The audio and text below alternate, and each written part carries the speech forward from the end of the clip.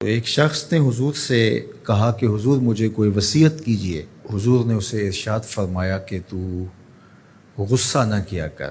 اس نے پھر کہا مجھے وصیت کیجئے، تو آقا کریم نے پھر فرمایا غصہ نہ کیجئے۔ اس نے پھر کہا، یہ بات ایک بار نہیں، اس نے کئی بار حضور سے پوچھی۔ وہ کوئی اور وصیت طلب کرنا چاہ رہا تھا کہ یہ تو ٹھیک ہے، کچھ اور وصیت بھی کیجئے۔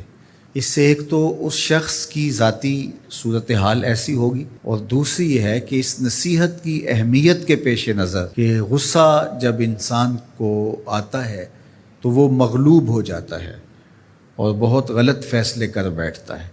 اس لیے بار بار ایک نصیحت پر تاکید کرنا اور اس کا تکرار کرنا اس امر کی طرف توجہ دلاتا ہے کہ ہمیں معاملات کے اندر بہت معتدل رہنے کی ضرورت ہوتی ہے۔ جو شخص غصے کو نافذ کرنے کی طاقت رکھتا ہے، ایک تو ہوتا ہے کہ بندہ غصے سے خود اپنے آپ کو بے چین کرے گا، لیکن اپنے غصے کو نافذ نہیں کر سکتا، غصہ نکال نہیں سکتا، خود پیچ و تاب کھائے گا۔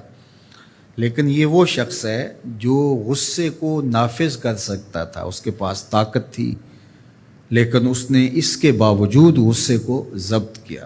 حضور علیہ السلام نے ارشاد فرمایا، قیامت کے دن اللہ تعالیٰ لوگوں کے سامنے اسے بلائے گا، تو اللہ تعالیٰ اسے اختیار دے گا کہ جنت کی حوروں میں سے جس کے ساتھ تم نکاح کرنا چاہتے ہو، جس کے ساتھ تم رہنا چاہتے ہو، تمہیں اس کا اختیار دیا گیا ہے، اس لیے کہ تم نے اپنے غصے کو ضبط کیا، اس کو نافذ کرنے کی طاقت کے باوجود۔ اور ایک روایت حضرت سلیمان بن سرد رضی اللہ تعالی عنہ سے مروی ہے، کہتے ہیں کنت جالسا مع النبی صلی اللہ علیہ وآلہ وسلم، میں حضور علیہ السلام کی مجلس میں بیٹھا ہوا تھا۔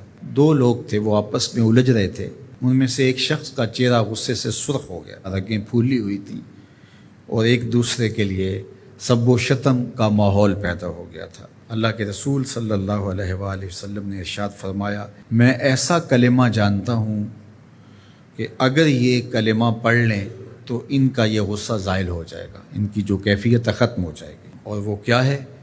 اعوذ باللہ من الشیطان الرجیم۔ یہ پڑھ لیں تو جو ان کے اندر ہے وہ چلا جائے گا۔ تو لوگوں نے اس شخص کو کہا جس کی رگیں پھولی ہوئی تھی اور غصے سے اس کا چہرہ سرخ ہوا جا رہا تھا کہ تعوذ پڑھو، اعوذ باللہ من الشیطان الرجیم پڑھو۔ اور یہ اللہ تعالیٰ نے قرآن مجید میں ارشاد فرمایا ہے کہ جب غصے سے انسان بے قابو ہو جائے تو اس کو چاہیے کہ وہ اپنے غصے سے باہر نکلنے کے لیے تعوذ پڑھے۔ ایک روایت میں ہے، اللہ کے محبوب نے ارشاد فرمایا، تم میں سے اگر کوئی شخص غصے میں آئے تو وہ خاموش ہو جائے، تو خاموشی سے غصے کا لیول نیچے آنا شروع ہو جائے گا۔ اور ایک روایت میں ارشاد فرمایا، جب تم میں سے کوئی شخص غصے میں ہو تو وہ کھڑا ہوا ہو تو وہ بیٹھ جائے، اور اگر اس کا غصہ اس سے زائل ہو گیا تو ٹھیک، ورنہ لیٹ جائے۔ یعنی اگر وہ کھڑا ہو تو بیٹھ جائے، اور اگر بیٹھنے کے باوجود بھی غصہ ختم نہیں ہونے پا رہا تو لیٹ جائے، خاموش ہو جائے، تعوذ پڑھے اور بیٹھ جائے یا پھر لیٹ جائے۔ تو یہ چار صورتیں غصے کو کم کر دیتے ہیں۔ تو غصے کو نافذ کرنے